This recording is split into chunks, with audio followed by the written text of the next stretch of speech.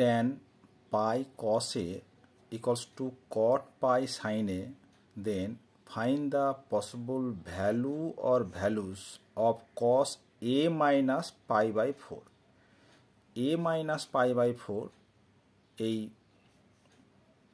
অ্যাঙ্গেলের উপরে cos মানে cos of a minus pi by 4 এই ভ্যালুটা আমাদের বের করতে হবে। এখানে দেখো লক্ষ্য করে ভ্যালু অর ভ্যালুস, তার মানে আমাদের এখানে কিন্তু মোর দ্যান ওয়ান ভ্যালু হতে পারে, সেটা আমরা দেখি কি হচ্ছে। এখন দেখো আমরা জানি যে কমপ্লিমেন্টারি অ্যাঙ্গেল বা পূরক কোণের যে ফর্মুলা সেটা কি আছে না tan of pi by 2 minus theta সমান হচ্ছে cot theta বা cot pi by 2 minus theta সমান tan theta। এটা আমরা সবাই জানি যে পূরক কোণের যে ফর্মুলা। তাহলে আমার দেওয়া রয়েছে যে গিভেন কি দেওয়া রয়েছে যে tan of pi cos a equals to cot pi sin a। তাহলে আমরা যদি এটা ইউজ করি তাহলে পাই বাই 2 মানে থিটাতে এটা আমার থিটা, তাহলে or cot pi by 2 minus cos a equals to cot pi sin a।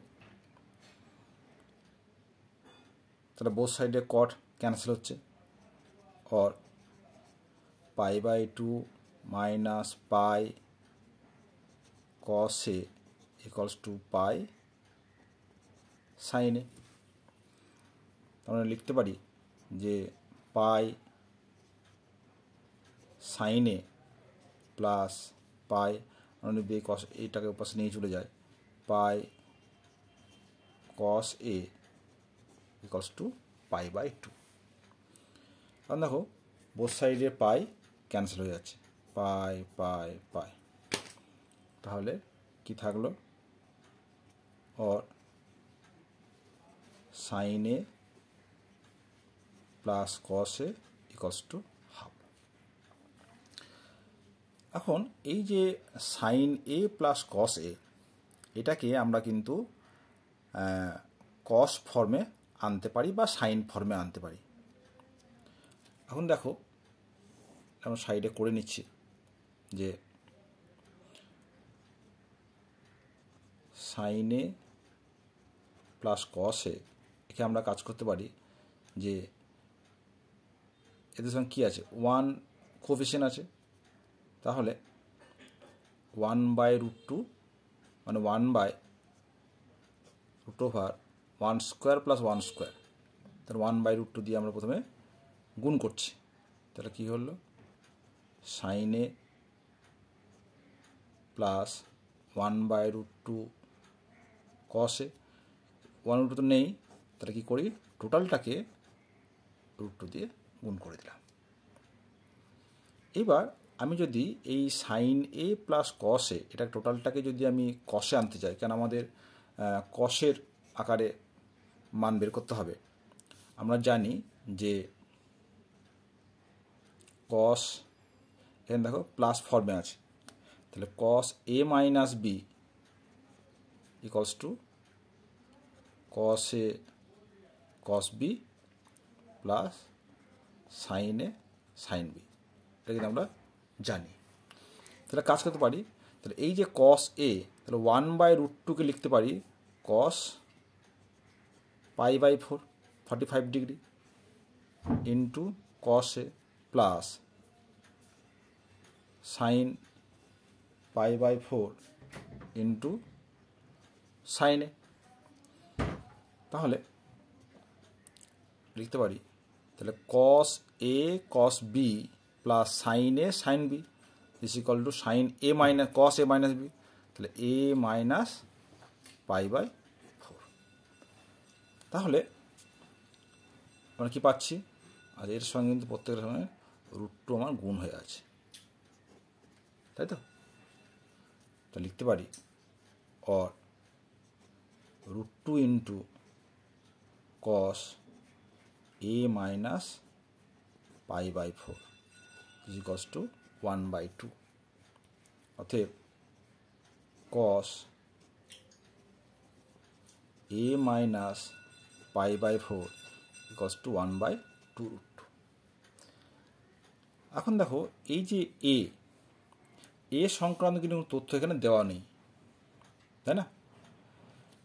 আমরা জানি যে দেখো যেহেতু এ সংক্রান্ত কোনো তথ্য আমার দেওয়া নেই, আমরা জানি যে যদি অ্যাঙ্গেল ফার্স্ট কোয়াড্রেন্ট হয় তাহলে সবাই পজিটিভ, আমরা বলি অল।